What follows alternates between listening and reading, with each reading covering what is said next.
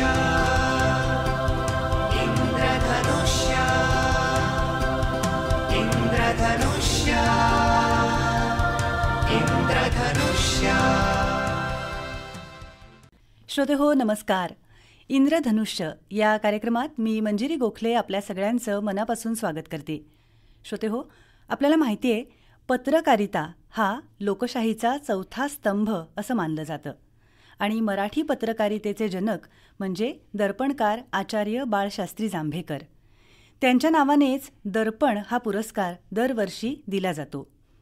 आचार्य बाळशास्त्री जांभेकर महिला दर्पण पुरस्कार ज्यांना यावर्षी जाहीर झाला आहे, त्या ज्येष्ठ पत्रकार शोभना कांबळे यांना आज आम्ही यानिमित्त आपल्या स्टुडिओमध्ये आमंत्रित केलं आहे. नमस्कार शोभनाताई. नमस्कार. स्टुडिओमध्ये आपलं स्वागत आहे. नमस्ते. पहिल्यापासून जाणून घ्यायला खूप आवडेल आमच्या श्रोत्यांना की तुमचं मूळ गाव कुठलं, तुमचं शिक्षण कुठे झालं? माझं मूळ गाव संगमेश्वर तालुक्यात देवडे म्हणून अतिशय ग्रामीण आणि विशाळगडाच्या पायथ्याशी असलेलं एक दुर्गम गाव आहे. पण काय झालं की आम्ही करंजारी ही आमची खऱ्या अर्थानं कर्मभूमी आहे. कारण त्या ठिकाणी माझे बाबा जवळजवळ 40 वर्ष डॉक्टरी पेशात होते आणि डॉक्टरी पेशात असतानाच आपण एक समाजाकरता काहीतरी करावं ही इतकी बांधिलकी होती. कारण त्या दशकृषीमध्ये अतिशय गावं जी होती ती खूप अशी दुर्गम होती, खूप गरीब लोक राहत होते. आणि बाबांना आम्ही ज्यावेळेला मी बाबांच्या सहवासात राहिले तेव्हा जाणवलं की खरंच समाजामध्ये खूप काही करण्यासारखं आहे. आणि मग तिथे माझं नाणीजला 10वीपर्यंत शिक्षण झालं. या दरम्यान बाबांचा प्रभाव सतत आमच्यावरती, आम्हा भावंडांवरती होताच. 10वी झाल्यानंतर मी पॉलिटेक्निक हे केलं, इंजिनिअरिंग इलेक्ट्रिकल ह्याच्यामधून. त्याच्यानंतर मला सोशॉलॉजीमधून केलं, कारण सामाजिक ह्याच्यामध्ये मला फार आवड निर्माण झाली होती. माझे बाबा राष्ट्रसेवा दलाचे कार्यकर्तेही होते आणि हे करता करता मधु दंडवते किंवा काही यासारखी ज्येष्ठ मंडळींना मी जवळजवळ 2री ते 3रीत असताना पाहिलं. मातृमंदिरला माझे बाबा जायचे, तिथे त्या ह्याचं कार्य मी पाहिलं होतं आणि नकळत माझ्या मनावरती ह्याचा परिणाम होत गेला. नंतर पॉलिटेक्निक झाल्यानंतर सोशॉलॉजीमधून ग्रॅज्युएशन केलं आणि माझी शिक्षणाची प्रचंड मॅडम आवड होती. मग मी महर्षी कर्वेला प्राचार्य म्हणून तिथे होते. तिथे असतानाच मी सोशॉलॉजीमधून ग्रॅज्युएशन केलं होतं ओपन युनिव्हर्सिटीमधून, म्हणजे माझ्या घरच्यांना माहीतही नव्हतं. आणि नंतर मग ज्यावेळेला मी या क्षेत्रात आले, मग मला जाणवले की आपल्याला ना मराठीची माहिती अधिक असणं गरजेचं आहे. कारण बातम्या असतील, इतर लेखन कुठल्याही प्रकारचं असेल तर मराठी भाषा म्हणतात जशी वळावी तशी वळते. आणि ह्याच्याबद्दल मूळतः एक ओढ होतीच. कारण आमचं लहान वयामध्ये बाबांमुळे, मी पुन्हा पुन्हा बाबांचा आवर्जून उल्लेख करेन मॅडम, आम्हाला अवांतर वाचनाची सवय बाबांनीच लावली होती. आणि करंजारीला असताना आमच्याकडे महाराष्ट्र टाइम्स यायचा, म्हणजे आजचा पेपर दुसऱ्या दिवशीच यायचा आमच्याकडे मुंबईहून, कारण त्यावेळेला STSही हे होतं. आणि त्या वाचनामुळे याची एक आवड होतीच आणि वाचनाचीही आवड होती. मराठी भाषेच्या आवडीमुळे मी मराठीतून MA केलं. अच्छा. पण आता तुम्ही जे सांगितलं तुमच्या प्रवासात, पहिल्यांदा तुम्ही पॉलिटेक्निक म्हणजे इंजिनिअरिंग साईड, त्याच्यानंतर तुम्ही मराठी भाषेच्या ओढीमुळे तुम्ही मास्टर्स इन आर्ट्स म्हणजे मराठीतून केलं, म्हणजे किती एकदम वेगळीच दिशा तुम्ही पकडलीत. आणि त्याच्यानंतर एकदम तुम्ही पत्रकारितेमध्ये आलात. तर मग हा तुमच्या आयुष्यातला बदल कसा झाला, कशा काय वळलात तुम्ही पत्रकारितेकडे? काय झालं मॅडम, मी महर्षी कर्वेला प्राचार्य म्हणून 2.25 वर्ष होते आणि त्यावेळेला माझी आई संधिवातानं खूप आजारी होती आणि तिथे आईजवळ राहणं गरजेचं होतं. म्हणून मी नाईलाजानं तिथल्या ह्याचा तो जॉब सोडला. मग त्या काळामध्ये काय करायचं हे डोक्यामध्ये होतं. आणि कसं की या क्षेत्राबद्दलची एक आवड होती, म्हणजे एक असं वाटायचं की फार वेगळं हे आहे. महाराष्ट्र टाइम्स वाचता त्यातल्या बातम्या किंवा सगळ्याजणी करताना असं वाटायचं की खूप छान फील्ड आहे. आणि मला वाटतं तुमच्या वडिलांचे संस्कार तुमच्यावरती सामाजिक बांधिलकीचे म्हणा किंवा उपयोगी पडण्याचे हे संस्कार तुमच्या मनावर नकळत तुमच्या लहानपणी होतेच. त्याचं थोडंसं पुढे हे बीज रोवलं गेलं असं म्हणायला हरकत नाही का? नक्कीच. कारण एक अनुभव सांगते मॅडम, आम्ही खूप लहान होतो आणि एक पत्रकार आमच्या इकडून कोल्हापूरला पुणा रत्नागिरी ही कोल्हापूर मार्गे जायची आणि आमचं घर अगदीच रोडवरती होतं. आणि रात्रीच्या वेळी आम्ही सगळे असे बसलो होतो, बाबा वगैरे सगळे असे होते. आणि नेमकी पुणा गाडी तिथे बिघडली. बराच वेळ म्हणजे जवळजवळ 11 वाजेपर्यंत होते आणि त्या ह्याच्यामध्ये ते नेमके पत्रकार होते. तर मग ते खूप गप्पा मारत होते. आम्ही त्यांना चहा वगैरे करून दिला, खाणं वगैरे पाण्याचं हे दिलं. आणि नंतर त्यांनी माझ्या बाबांबद्दलचा लेख लिहिला होता. हो, अच्छा. आणि ते एवढी लहान होते ना मी, पण नंतर त्यांनी तो आम्हाला आवर्जून पाठवला. आणि जेव्हा आम्ही ते केलं ना, मग म्हटलं बापरे किती छान आहे ना, की आपल्याला जे काही व्यक्त व्हायचं आहे किंवा काय, हे खूप चांगलं आहे. ह्याच्यातनं व्यक्त होता येतं ना सगळ्यांच्या आणि सामाजिक प्रश्न पण मांडता येतात, नाही का? एक्झॅक्टली. त्याच्यामुळे ना ते त्याबद्दलचं एक ओढ होतीच. मग त्याच्यामध्ये काय करायचं घरात बसल्यानंतर हा विषय होता. त्याच दरम्यान एक जाहिरात माझ्या नजरेसमोर आली, की वृत्तपत्र पदवी म्हणजे छोटासा 1 वर्षाचाच कोर्स तो असा होता. आणि तो म्हणजे फक्त त्याच्याकरता आठवड्यातून एकदा जाणं शक्य होणार होतं. म्हणून मी सहजगत्या त्या ह्याच्याला केला. आणि तो मुंबईचं टोपे हायस्कूल आहे, तर तिथे तो दर शनिवारी ह्याचं वगैरे असायचा. आणि योगायोग असा होता ना, की मी त्याला ॲडमिशन घेतलं आणि साधारणतः 2 महिन्यामध्ये रत्नागिरीत कोकण गर्जना हे वृत्तपत्र सुरू झालं. आणि मी त्याच्याकरता पण हे केलं, कारण ऑलरेडी मी तो करत होते. आणि म्हटलं चला आपण करून बघूया, कारण एक वृत्तपत्र नवीन ह्याचं होतंय. आणि त्याच्याकरता मी सहजगत्या केलं. आणि तिथे माझं डायरेक्ट सहसंपादक म्हणून त्याच्यामध्ये मला संधी मिळाली. आणि योगायोग तिथेही असा होता, की मी महर्षी कर्वेला प्राचार्य म्हणून ज्या वेळेला कार्यरत होते, तर त्यावेळेला त्या कोकण गर्जनाचे जे संपादक होते किंवा जे मालक होते, तर ते प्रकाश बाबुल काका हे त्या ह्याचे हे होते. हे मला माझा इंटरव्ह्यू झाल्यानंतर कळलं. त्याच्यामुळे पहिली संधी त्यांनी मला दिली. आणि मॅडम त्याच्यानंतरचा माझा हा प्रवास सुरू झाला. वा, खूप छान. आम्ही असं ऐकून असतो की पत्रकारितेमध्ये सुद्धा काही वेगवेगळी क्षेत्र आहेत. म्हणजे त्याला तुम्ही मला वाटतं बीट्स म्हणता. क्राईम बीट असेल किंवा अजून कुठले. तर तुमचा कुठला ह्याच्यामधलं आवडीचं क्षेत्र आहे? हां मॅडम, आता तुम्ही जे बीट हे म्हणालात, तर कसं असतं की प्रत्येक ह्याच्याकडे वेगवेगळे ठरवून देतात. प्रत्येक पत्रकार असेल त्याच्याकडे कोणाकडे सांस्कृतिक, कोणाकडे शैक्षणिक, कोणाकडे क्राईम, अशा वेगवेगळ्या प्रकारची असतात. सामाजिक. आमचं कसं झालं की आम्हाला सगळ्याच आघाड्यांवरती लढायला शिकवलं. त्याच्यामुळे काय झालं, प्रशासकीय असेल, क्राईम असेल, सामाजिक असेल, शैक्षणिक, साहित्यिक, या सगळ्या ह्याच्यामध्ये आम्हाला वावरायची संधी मिळाली. या गेल्या 26 वर्षाचा ह्याच्यामध्ये ना मॅडम सगळ्याच ह्याच्यामध्ये मला काम करायला फार संधी मिळाली. पण माझा जास्त ओढा राहिला तो सामाजिक ह्याच्यामध्ये जास्त राहिला. कारण या ह्याच्यामध्ये काम करताना ना मॅडम एक जाणवलं की या क्षेत्रात काम करणारी जी मंडळी आहेत ना, तर ती खूप मनापासून काम करतात, जीव तोडून काम करतात. कुठल्याही फळाची किंवा कुठल्याहीची अपेक्षा न करता स्वतःच्या खिशाला चाट देऊन ती मंडळी काम करत असतात. आणि हे मी हेरत आले मॅडम. त्याच्यामुळे या मंडळींशी जास्त संपर्क राहिला आणि याच्यातनं लेखनाला एक वेगळी दिशा मिळाली किंवा अधिक लेखन करायला एक प्रोत्साहन मिळालं. तशीच इतरही ह्याच्यामध्ये म्हणजे प्रशासकीय असेल, माझ्याकडे कलेक्टर ऑफिस आहे, तहसीलदार ऑफिस आहे, नंतर सगळी म्हणजे कलेक्टर ऑफिसच्या त्या आवारात असलेली सगळी आहे, इतर शासकीय सगळी ऑफिसेस आहे. याच्यामध्ये काम करतानाही जाणवलं की कितीतरी जे सामान्य लोक आहेत ना मॅडम, तर त्या लोकांना ना शासकीय कामांचा अजूनही अनुभव नाही आहे, त्यांना माहीत नसतं. मग इथे आल्यानंतर मला या ह्याच्याबद्दलचं एक वेडच राहिलं. मग काही काही वेळेला आपण बातमी करता आलो हे क्षणभर मी बाजूलाच ठेवते आणि मी ह्या लोकांना असं मी त्यांना विचारते किंवा मी त्यांची मदत करते. मग असं वाटतं ना की हा आनंद जो आहे ना तो खूप मोठा आहे.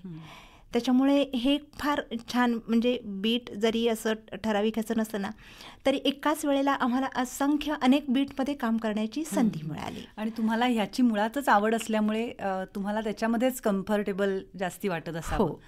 आत्ताच तुम्ही म्हटलं की वेगवेगळ्या बीट्समध्ये तुम्ही काम करता, तर ह्यातले काही असे अनुभव तुम्हाला काही आहेत का आलेले वेगळे, की जे तुम्ही आमच्याशी शेअर करू शकता?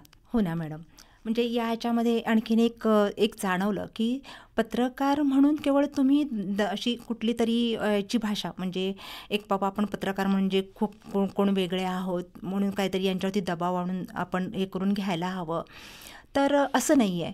तुम्ही पत्रकार म्हणून आदरयुक्त दराराही तुमचा असतोच, कारण तो दरारा तुम्ही तुमच्या लेखनातून तुम्ही सिद्ध करत असता. म्हणजे केवळ तुम्ही शाब्दिक किंवा त्यांच्या वरचढ होऊन तुम्ही असं नाही करत नाही. शेवटी पत्रकार हा एक समाजातला घटक असतो. बरोबर. पत्रकार हा समाजाचं प्रतिनिधित्व करत असतो, समाजातील गरजू लोकांचं हे करत असतो. मग जेव्हा आपण प्रशासन आणि जनता याच्यातला दुवा म्हणजे पत्रकार असतो. अगदी बरोबर. त्याच्यामुळे हे भान कायम ठेवायला हवं. जेव्हा मी हे भान बाळगते तर त्यावेळेला तुमच्या भावना स्वच्छ असतात, तुम्ही लोकांसाठी झटताय. हे जेव्हा प्रशासकीय यंत्रणेला कळतं किंवा त्यांना तुमच्या भावनांचे त्यामागचं ज्या प्रामाणिकपणा हे त्यांना कळतं, तर त्यावेळेला ते सुद्धा तुम्हाला मदत करतात. अच्छा. म्हणजे आता जेव्हा मी अशा ह्या ऑफिसेसमधून जाते ना मॅडम, तर त्यावेळेला त्यांना कळतं, त्यांना माहीत असतं की या मॅडमना आपल्या कामासाठी नाही येत कधी, ह्या ज्या येतात ना त्या दुसऱ्यांसाठीच येतात. त्याच्यामुळे प्रत्येक टप्प्यावरती तुम्हाला सहकार्य मिळतं. पण हे करत असताना की आपण पहिल्यांदा समाजाचे प्रतिनिधित्व करतोय, नागरिकांचं प्रतिनिधित्व करतोय, हे कळायला हवं. म्हणजे ह्याचं भान आपल्याला असायला हवं. कारण ते जेव्हा राहील तर तेव्हा आपण समाजात ज्या खटकणाऱ्या गोष्टी आहेत, भले त्या शासकीय यंत्रणेतल्या असतील, इतर ह्याच्या असतील, तर त्याच्यावरती तुम्ही निर्भीडपणे लेखन करू शकता. आणि जेव्हा तुम्ही असं लेखन करता तर तो सुद्धा एक तुमचा दरारा आपसुकच निर्माण होतो. अच्छा. अगदी बरोबर आहे तुमचं म्हणणं. म्हणजे पत्रकाराची भीती नसून ती आदरयुक्त भीती असायला पाहिजे, असं एकंदरीत तुमच्या बोलण्यावरनं जाणवतं. आणि ते तुम्ही निर्माण केलेली आहे. म्हणजे फक्त लोकांना भीती दाखवून काहीतरी करण्यापेक्षा त्यांच्यावरती थोडासा दबाव ठेवून ते काम व्हायला कसं पाहिजे हे तुम्ही बघता, नाही का? हो ना. तर मला वाटतं ह्याच तुमच्या गुणांमुळेच तुम्हाला यावर्षीचा आचार्य बाळशास्त्री जांभेकर महिला दर्पण पुरस्कार जाहीर झालेला आहे. तर मॅडम, आम्हाला या पुरस्काराविषयी आता सांगा थोडंसं. याच्या आधी सुद्धा म्हणजे मला 2015 साली जे राजमाता जिजाऊ पुरस्काराचा ह्याच्या नव्हतं, शासनाचा तो पहिला पुरस्कार होता. नंतर विविध संस्थांचा ह्याचा होता. पण या सगळ्या पुरस्कारांमध्ये आत्ताचा जो आचार्य बाळशास्त्री जांभेकर दर्पण पुरस्कार मिळाला मॅडम, मला असं वाटतं की हा पुरस्कार मिळाल्यामुळे मला कृतकृत्य झाल्यासारखं वाटलं मॅडम. कारण याचं मुख्य कारण मी हे सांगू इच्छिते की ज्यांचा वसा घेऊन आम्ही पुढे जातोय तर ते आचार्य बाळशास्त्री जांभेकर हे आद्य पत्रकार होते. मॅडम, ज्या वेळेला ब्रिटिशांच्या कालावधीमध्ये किंवा ब्रिटिशांची सत्ता होती किंवा कुठल्याही तऱ्हेचं स्वातंत्र्य नव्हतं, अशा वेळेला केवळ वयाच्या 20व्या वर्षी एक म्हणजे नियतकालिक काढावं किंवा एक वृत्तपत्र चालू करावं हे फार अवघड होतं. अशा परिस्थितीमध्ये की एका 20 वर्षीय तरुणाने ते सुरू करावं. आणि वैशिष्ट्य म्हणजे मॅडम, आचार्य बाळशास्त्री जांभेकर यांना 14 भाषा अवगत होत्या. अच्छा. आणि एखादी गोष्ट सकारात्मक कशी घ्यावी. आपण प्रत्येक वेळेला असं म्हणतो की ब्रिटिशांनी आपल्यावरती एवढे अत्याचार केले, ब्रिटिशांनी आपल्याला याच्याने केलं, पण ज्या काही चांगल्या गोष्टी चांगल्या ह्याच्यामध्ये कसं परावर्तित करावं तो घेऊन आपण काय करावं हे उत्तम उदाहरण आचार्य बाळशास्त्री जांभेकर होते. कारण त्यांनी एक हेरलं त्यावेळेला जी काही इंग्रजी नियतकालिकं सुरू झाली होती, मग त्याच्यातून त्यांना एक असं अवगत झालं की आपण असं काही का करू शकत नाही की यांची जी काही सत्ता आहे तर त्याबद्दलचं आपल्या नागरिकांना कुठलाही माहिती म्हणा किंवा ज्ञान का असू नये आणि का देऊ नये. म्हणून त्यांनी त्यांच्याच ह्याच्यावरून ते दर्पण म्हणजे मुंबई दर्पण हे सुरू केलं. आणि त्याच्यातून त्यांनी इतके छान तऱ्हेचं हे केलं ना, म्हणजे एक मी म्हटलं तसं की त्यांना 14 भाषा अवगत होत्या, गणित खूप चांगला विषय होता त्यांचा. आणि त्यांनी जेव्हा स्वतःचं दर्पण हे काढलं ना मॅडम, तर त्यावेळेला एका बाजूला मराठी आणि त्याचं भाषांतर इंग्रजीमध्ये. म्हणजे ज्यांना इंग्रजी माहीत होतं किंवा ज्यांना इंग्रजी भाषा येत होती तर त्यांना ते इंग्रजीमधून वाचता यावं. ही नवीनच कल्पना, आणि दूरदृष्टी किती होती बघा. खरंच हे त्यांनी हे केलं. आणि महत्त्वाचं म्हणजे मॅडम, आता जेव्हा आपण महिला समानता, स्त्री पुरुष समानता ह्याचं हे करतो तर त्यावेळेला त्यांच्या लेखनामध्ये किंवा त्यांच्या ह्याच्यामध्ये स्त्रियांच्या समानतेच्या ह्याच्या संदर्भातल्या खूप ह्या होत्या. मुलींकरता मुंज का नाही, स्त्री पुरुष शिक्षण म्हणजे स्त्रियांचं शिक्षण, म्हणजे ही जे काही ह्या होत्या ही तेव्हा त्यांनी ह्याच्या केल्या होत्या. स्त्री पुरुष समानतेविषयीच्या कल्पना त्यांनी पेपरमधनं मांडल्या. म्हणजे तेव्हाही ते आग्रही होते. म्हणजे जो काळ इतका असा कठीण होता तर त्या ह्याच्यामध्ये सुद्धा हे मांडणं, या आपल्या सगळी एवढी रोखठोकपणे मांडणं आणि हे सगळं करत असताना समाजामध्ये प्रबोधन करत असतानाच म्हणजे ज्या ब्रिटिशांच्या सत्तेबद्दलचे जे काही खटकणारे मुद्दे होते त्याच्यावरती निर्भीडपणे लिहिणं हा म्हणजे केवढा मोठा धाडस होतं खरंच. आणि त्यांचं वय एवढं लहान होतं. त्यांचं आयुष्य पूर्णतः सगळं 34 वर्षांचं होतं. अरे बापरे. म्हणजे या ह्याच्यामध्ये लोकांकरता करण्याची केवढी याची होते. जो वृत्तपत्रांचा वसा आम्हाला बाळशास्त्री जांभेकरांनी दिला, तर त्यांच्या नावाने मला हा पुरस्कार मिळाला होता. हा माझ्याकरता फार आनंदाचा क्षण होता. आणि त्याहून महत्त्वाचं म्हणजे अतिशय आनंद वाटावा अशी घटना अशी होती की हा पुरस्कार मला त्यांच्या मूळ गावी म्हणजे पोंभुर्ले इथे मिळाला. म्हणजे हा माझ्याकरता खूप एक आनंदाचा असा क्षण होता. निश्चितच. सर्व आकाशवाणी परिवारातर्फे आणि आमच्या सगळ्या श्रोत्यांतर्फे मी प्रथम आधी तुमचं अभिनंदन करते की हा पुरस्कार तुम्हाला दिला गेलाय. धन्यवाद मॅडम. या पुरस्काराचं स्वरूप काय आहे आणि ह्याचे निकष काय आहेत मॅडम?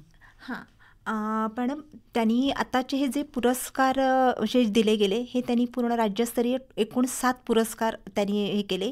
ह्याच्यामध्ये जे 6 विभागले गेले आहेत, तर त्या 6 विभागाकरता 6 पुरस्कार आणि 2010 सालापासून त्यांनी महिला पत्रकारांसाठी हा एक पुरस्कार जाहीर केला आहे.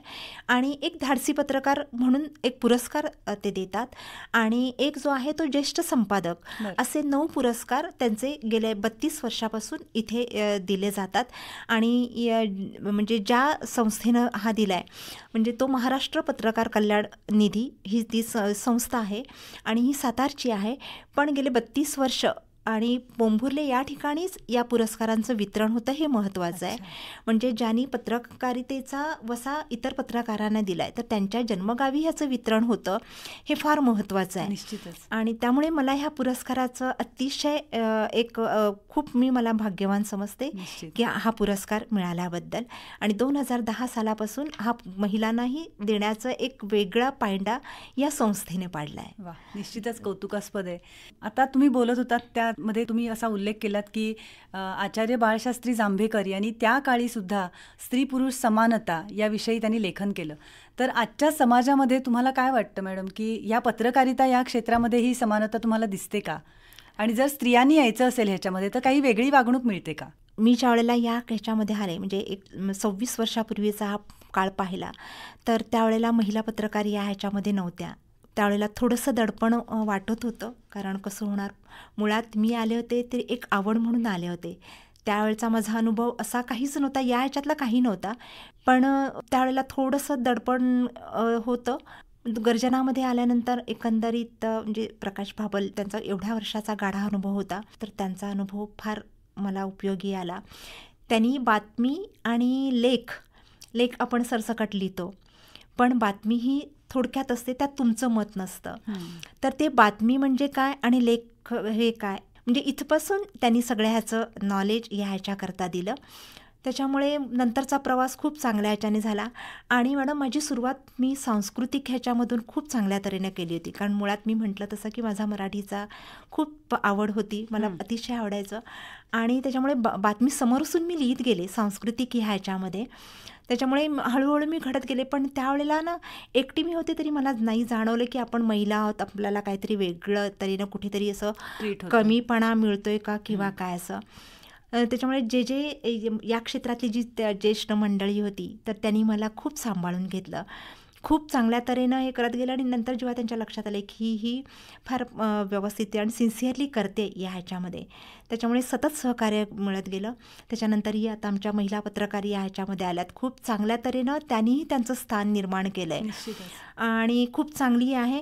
फक्त अजूनही महिलांचं प्रमाण या ह्याच्यामध्ये यायला हवं, एवढ्याच करता म्हणेन मी मॅडम. कारण ज्या काही सामाजिक ह्याचा जर आपण मी म्हटलं तसं सामाजिक ह्याच्यामध्ये खूप काम करण्याची संधी आहे. राजकीय किंवा इतर ह्या ह्याच्यामध्ये सगळ्याच महिलांना इंटरेस्ट असतो असं नाही, पण सामाजिक ह्याचं म्हटलं तर आपण समाजामध्ये वावरतच असतो. समाजात अनेक गोष्टी आपल्याला खटकतात, अनेक गोष्टी आपल्याला चांगल्या वाटतात, मांडायच्या असतात. नकारार्थी लिहिण्यापेक्षा त्यातला अर्धा ग्लास हा भरलेला आहे हे लक्षात घेऊन सकारात्मक पद्धतीने खूप लिहिता येतं, अनेक गोष्टी मांडता येतात. आणि मला असं वाटतं की या ह्याच्यामध्ये महिला पत्रकारांनी यावं. म्हणजे आत्ताच्या ह्याच्यामध्ये फारशा नवीन दिसत नाहीत, ज्या आहेत ना म्हणजे अगदी हाताच्या बोटावरती मोजण्या इतपत अशा आहेत.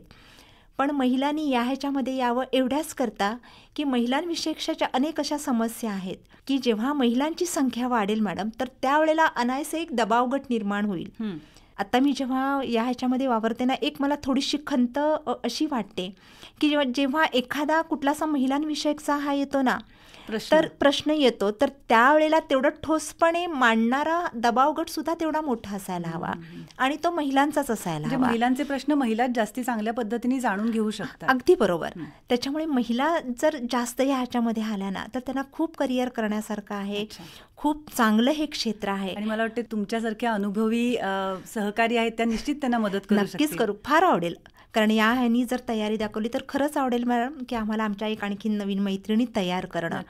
आणि मला तर असं खूप इच्छा असं वाटते, मी माझ्या संपर्कात येणाऱ्या किंवा आता ज्या काही नवीन ह्याच्या आल्या ना, तर बरोबर घेऊन जाताना एक वेगळा आनंद मिळतो. त्यांची मी धडपड बघते.